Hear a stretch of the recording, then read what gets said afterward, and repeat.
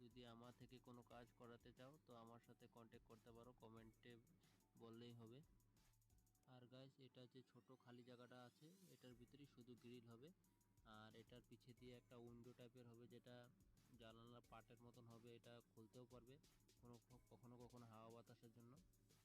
আর তারপর আমি ব্যান্ডগুলোকে বানিয়ে নেব যেটা গ্রিলটার মধ্যে লাগবে, এরকম টাইপের ব্যান্ডগুলো হবে দেখেন। লাগানোর পরে খুব ভালো লাগবে, অল্প ফুলও লাগবে, এখন দেখানো যাবে না, কালকে এটা দেখাবো আমি।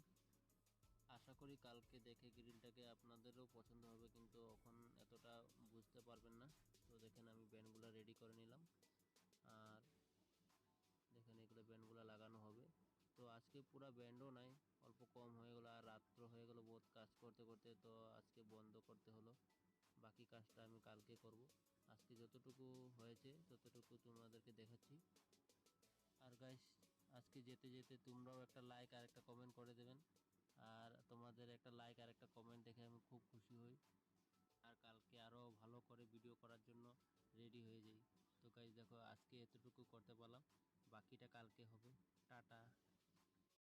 তো হ্যালো গাইস, তোমরা সবাই কেমন আছো? আর আজকে আমি দেখাবো কালকে যে গেটটা কমপ্লিট করতে পারি না, আধা কমপ্লিট হয়েছিল, সেটাকে আজকে যতটুকু আরও পারবো কমপ্লিট করব।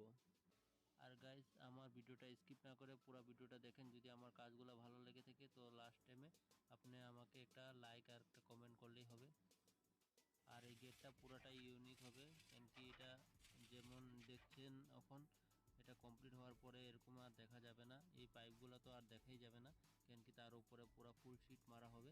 যেখানে এরকম চড়া করে পুরো ফুল শিট মারা হবে, তারপরে দেখা যাবে যে একটা চড়া চড়া পাইপ দিয়ে বানানো হয়েছে, এরকম লাগবে গেটটা